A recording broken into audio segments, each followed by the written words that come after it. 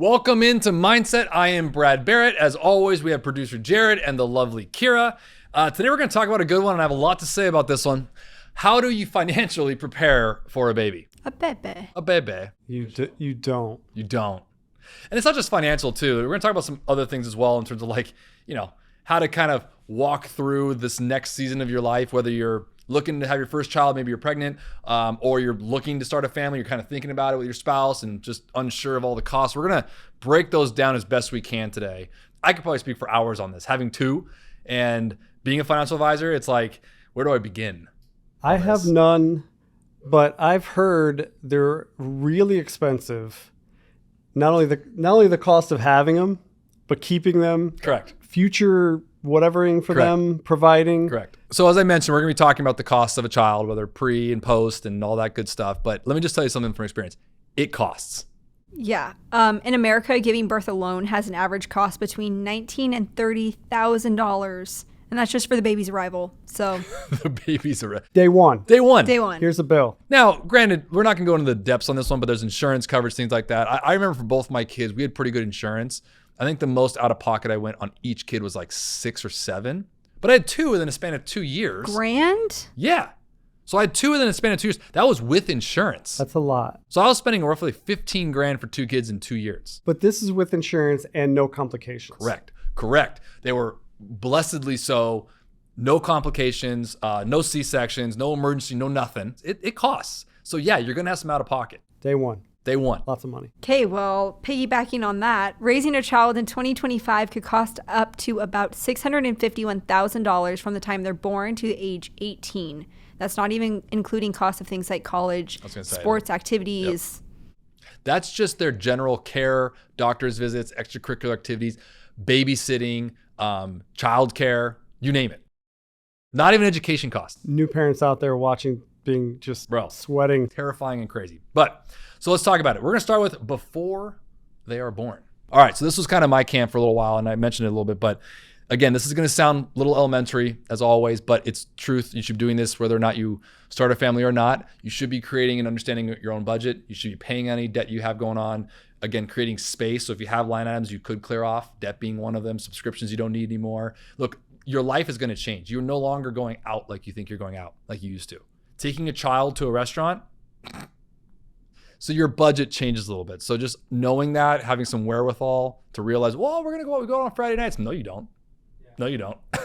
So you might be spending different money in different places, but moving the line items around to create space for this new dependent. So I imagine trying to fit keeping your lifestyle and then fitting things into it is probably almost impossible for most.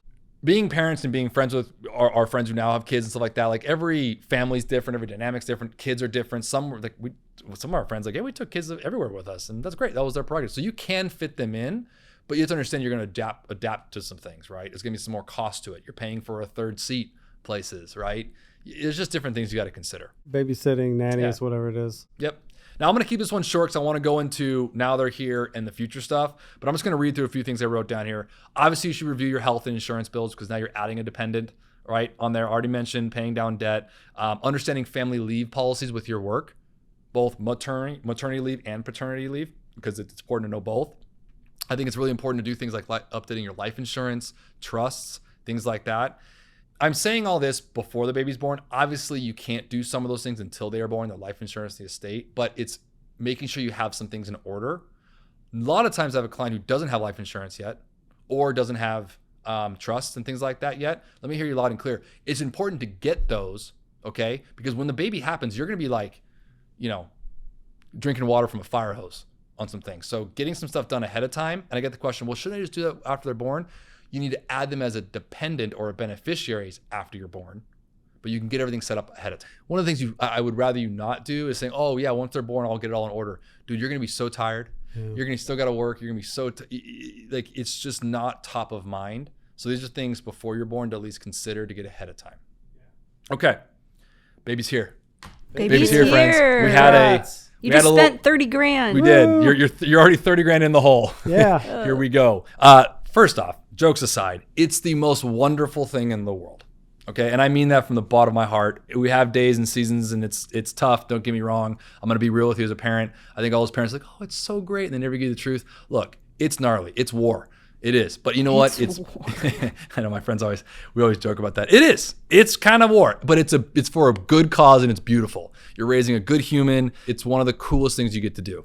But now that he or she is here, I think it's really important to first and foremost understand that this is a long-term investment, if you want to look at it that way. So now that it's here, we need to kind of almost future-proof, which would be my third point here, but moving out to figure out, okay, have the conversations with your spouse. What do we as a family dynamic, as a family unit, want for our child? Do we want to help them with education? Do we want to put money aside to put them in the best schools, things like that? Having some liquid dollars put aside and continually put aside helps for the uh-ohs. The one thing I will share as a parent, and I think any parent out there will know this, is parenting is like the definition of the Mike Tyson quote. It's like everyone has a plan to get punched in the face. And I feel like as a parent, you get just knocked in the noggin like every other day. Just boom, something else happens. You're like, where did that come from? So we have to, the only way to help with that, because we don't know what tomorrow holds, is to, again, I keep using this terminology, but create some space for it. So understanding, having some money set aside. If money is tight and it's hard to do that ahead of time, maybe it's happening right now, even having a zero interest credit card that you know you can open to use for the emergencies and look to pay that off, just having some space there ready to go to make sure you give them the best that you can give them, right?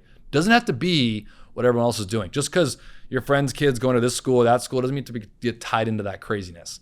But it is important that basic care and even out-of-pocket co-pays and things like that are readily available. So for most people, it's going to be pretty tricky to just keep a large sum off to the side waiting for this stuff. So I imagine a lot of people are going to say, well, if I typically put in, max out my IRA or my 401k, when you work with a client, do you ever recommend or talk to them about like, hey, maybe that first year you stop putting in for that? Yeah. How does that work as far as? So it's a great question. The one thing I say, it's a great question. Look, I've said this a lot, but it's truth. This is a lot of a specific one-on-one tailored basis for each client, and it is an art, not a science. There isn't a financial planning tool that says, nope, you always max out this bucket and anything left over goes to the kid. That I feel like you can't get too rigid on.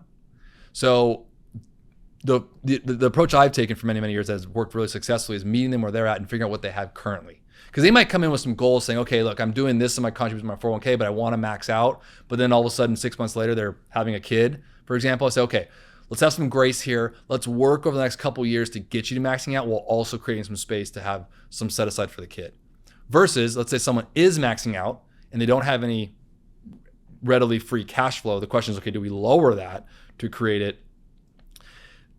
Depending on the situation, the answer would be yes. But at the same time, we have to remember that as parents, there's going to come a day where the kids are self-sufficient and we have to wake up and realize that we can't be a burden to them either. Right. So it's like the airplane analogy, right? So when you're a parent, so those of us non-parents, right? When you're there, you kind of are sitting on the plane and kind of tuning this out. But when they tell you about the oxygen mask and if something were to happen, right, you put the oxygen mask on you first. Yeah. As a parent, once you realize that, like, that's crazy. Your first reaction is to go to them, but the reality is, if you're passed out, you can't help them. So it's the same philosophy here. So we have to make sure we're still doing you and it is benefiting your kids. So I guess what I try to say is I would control the narrative that you have to lower your stuff to be able to help for them. There's a happy medium there to saying, well, I would challenge that a little bit, because by still continuing your contributions, still, putting money aside for you and your spouse, it is benefiting them in a different way. So it's kind of tricky, and it's a one-on-one basis. It's a great question. It's not a one size fits all there. It depends on the situation there, but. Because initially I was thinking like, oh, what I would do is I would stop putting in for a year, build up some emergency fund. So here's the problem with that. But you're losing compound interest, but you could still take out if you had an emergency, right? Yes, no, all that's true, but that's not the problem. The problem I've seen, this is empirical data has shown this and anecdotal from my own experience. We say that for a year, but it never happens.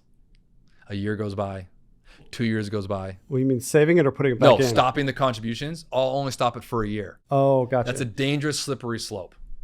I've seen it time and time again where something happens. And the problem is when that gets removed from the budget line item or the expense line item, it's really hard to put it back in. So my experience has been, we want to massage it down to a level that works, but we don't want to eliminate it. A lot of times, what I've noticed when it comes to financial planning, when you have kids or getting into that era of your life, is you don't want to make too many drastic moves. I think a lot of new parents want to make these big swooping changes when it comes to financials. And I would caution everybody on that, because you want to tread lightly here. And this won't show up on paper. You probably won't read this in a book. This is coming from an experienced advisor doing this for a long, long time, to know that it sounds easy and it sounds very logical, which it totally is. But in real life and real practice, a year is actually a decent long time. And all of a sudden you remove that, it's really hard to put it back in. Yeah. And there's tricks that we can do around that, right? There's tricks around, okay, hey, are you receiving a refund back every year? Oh yeah, I get a $15,000 refund every year. I'm like, well, you're basically giving Uncle Sam a $15,000 loan for 12 months, 13 months. So why don't we increase your exemptions a little bit, still get some back, but create $500-600 extra in cash flow while still holding your contributions high? You know what I mean? Like, there's a lot of tricks a good financial advisor can play around with. Oh, so definitely talk to your accountant to make sure your accountant, as always, when it comes to financial planning, you should have a coordinated effort. It should always be your financial advisor, should be able to have or know who your CPA is. Those are the two main ones, because it's an annual thing. The best way to describe it is they're like your quarterback on the field, right? But you still need running backs, you still need wideouts to get down to the field. So I got to have good players on the team to report back to you, the team owner, the head coach, whatever you want to call it, right? So having this space to be able to kind of go through that is really important. Did you guys notice you guys spend a ton more money when Brooks came along? Or like, did you notice you guys spend a lot more money when Kiki came along and you guys had two now? Yes, I would say. So Brooks had an interesting situation because he was very allergic to a lot of things. So our one issue with him was, and a lot of our family and friends were dealing with this, like, he was allergic. I'm not kidding you, like everything. We got this list of, like, there's like a 1 through 5 scale, and he lit up on 5 on all of these. I'm talking grass, pollens, peanuts, you name it, eggs, dairy, I mean, gluten, like the whole thing. So Veronica, we chose to breastfeed. So everything she was consuming was going to him. So for the first 6 months, he was like, had this like skin that looked like a fish gills, the poor kid. And he wasn't colicky, but he would just like throw these tirades, and we're new parents. We're like, what are we doing wrong? Right? Any parent who knows this, it's a bugger, man. You're constantly feeling like you don't know what you're doing. You're constantly feeling like you're like letting this kid down. He can't talk. And anyways, through some series of really good doctors, we found out that he's super allergic. So we changed her diet, and it fixed everything. Well, the problem was her diet consisted of like green smoothies and like avocado. Like, she couldn't eat anything for a while. So we had to like make sure her health was taken care of. It was a whole thing. So a lot of our budget, unplanned for, but we had enough put aside, went to things we didn't even plan for. It was going to like higher end food purchases in the produce section, like organic everything, clean this, clean that. It was unbelievable. That was Brooks. Kate comes along, and Kiki's perfect. She's a tank. My son's perfect too. Is there a difference in boys and girls? From our standpoint, I mean, I wouldn't say in the line item of a budget, I wouldn't say so. I think right now, my daughter's very accessory driven. I think girls are very Barbie driven. She loves bracelets, earrings, but I can get all that stuff at like Claire's, so it's like $3. I have a feeling, and this goes in this point of future proofing, coming down the road, her personality is going to be very that way, and it's going to moving up the scale and things. So that'll probably be a line. And where Brooks is kind of more into sports, so he likes all the sports stuff, but it's like kind of a flatline thing. So it's not like he's. I always imagine girls would be more expensive. Oh, for than sure. boys. I think right now in the ages, they're 10 and 8 right now. Right now in the ages, it's I would say it's a break even. But I think in this next 8 years, it's gonna go up. Mm-hmm. Yeah, she's gonna hit 13. Yeah.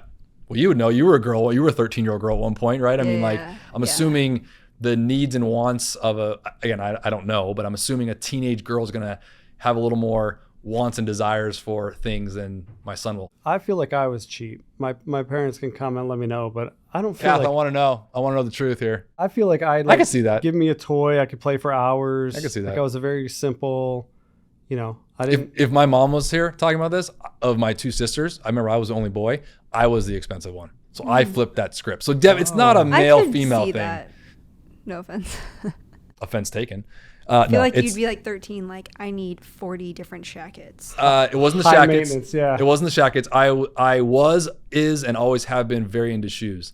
So my shoe collection is ridiculous. And Veronica, who also would not be watching, I have a whole room for them. And as you noticed, I'm smiling and having a lighthearted attitude with understanding how much money I'm spending for these two knuckleheads.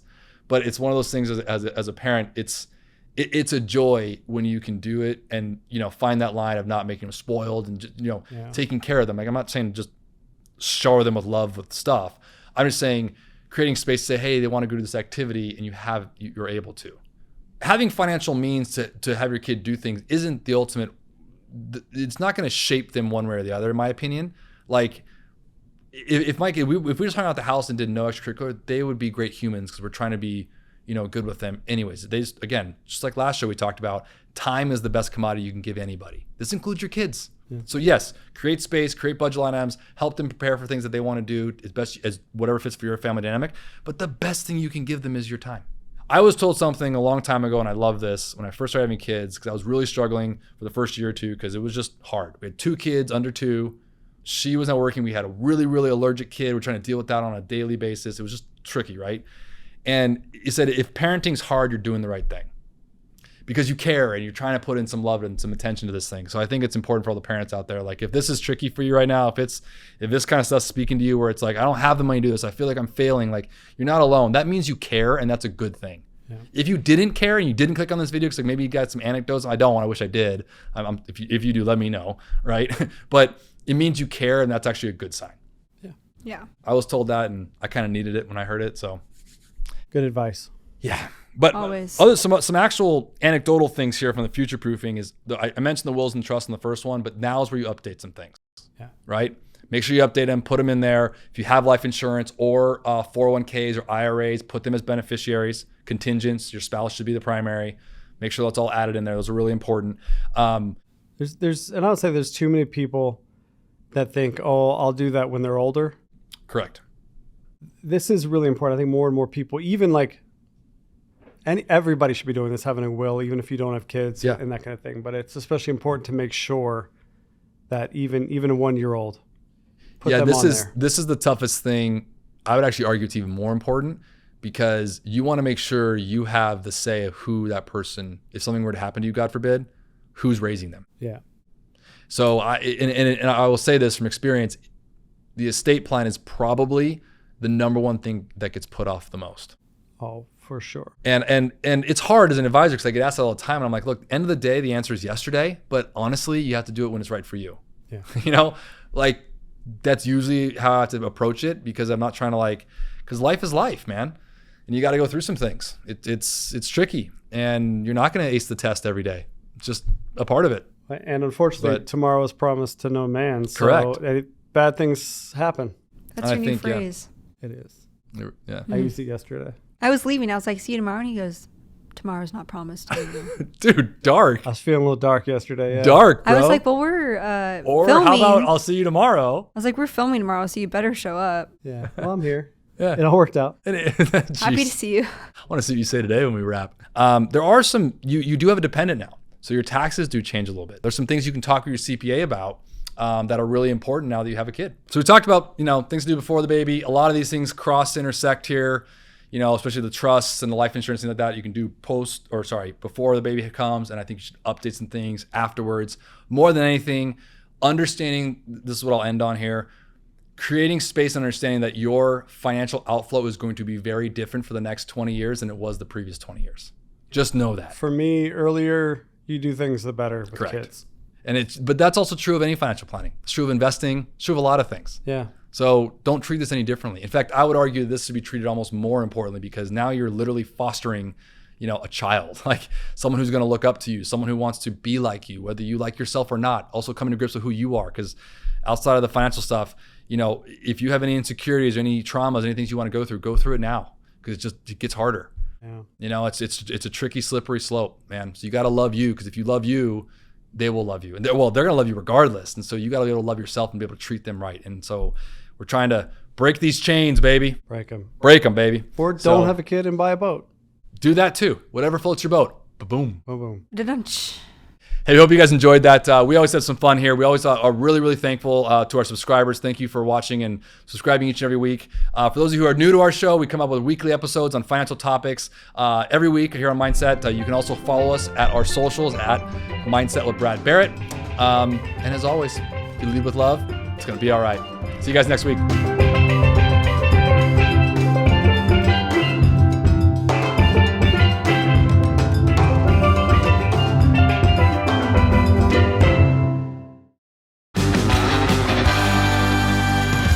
Sing, no, I'm gonna get clowned. Never mind. You're gonna get clowned.